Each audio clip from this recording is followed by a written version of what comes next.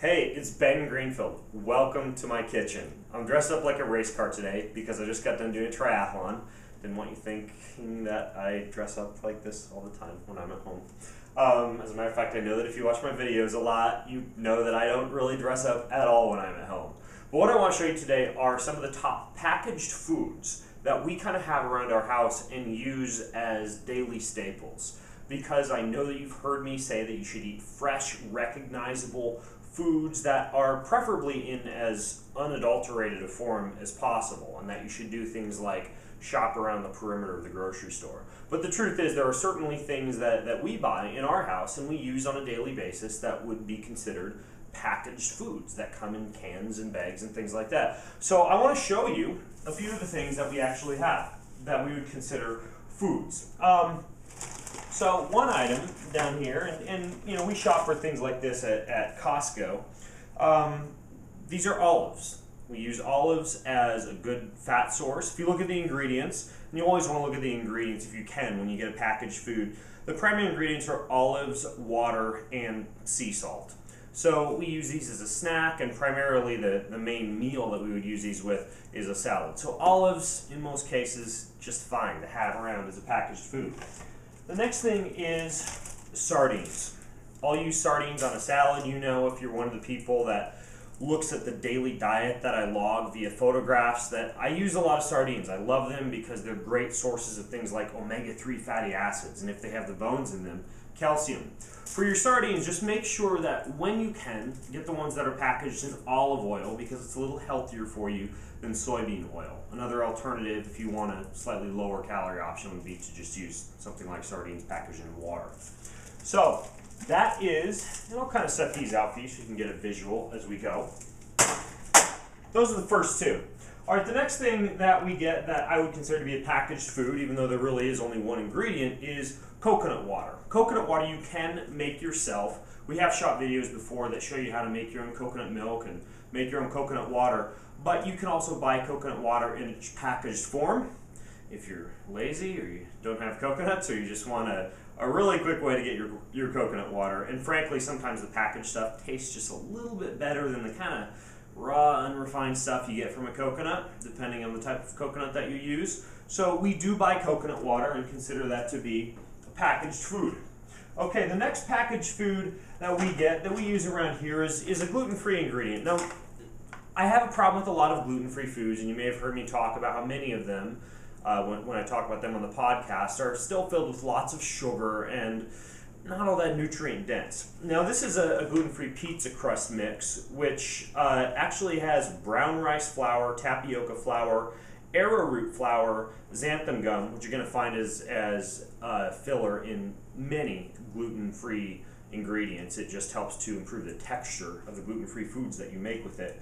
Granulated garlic, cream of tartar, salt, baking soda, Italian seasoning, granulated onion, and ascorbic acid. So the ingredients in this really aren't too bad. You know, you're not seeing things like corn syrup and added sugar and agave syrup and all the things that tend to really increase the glycemic index and a lot of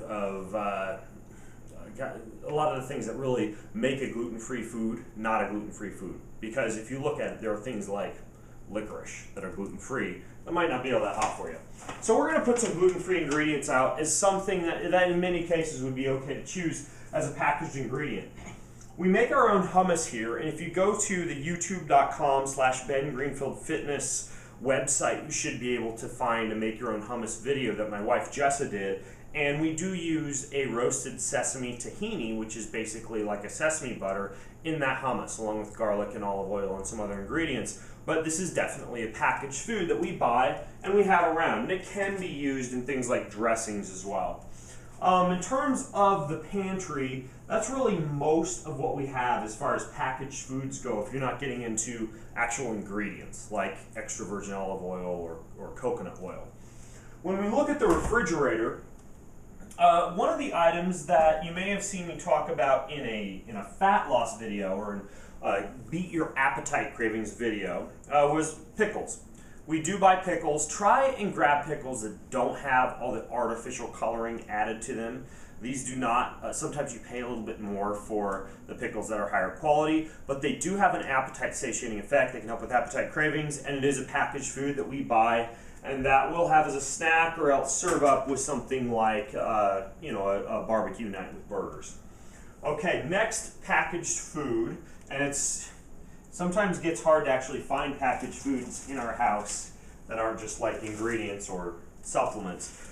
We use sprouted grain tortillas as wraps throughout the week. We'll put vegetables and avocados, maybe some sardines, some olives, things like that in these. And the deal with the sprouted grains is that they actually are digested a lot more efficiently. And when you sprout a grain, you reduce a lot of the ability of things like phytic acids in the grain and lectins to be able to cause some inflammation in your digestive tract. So whenever you buy a bread or a wrap, try and get the sprouted variety. You're going to pay a little bit extra, but it's much better for you from a health perspective.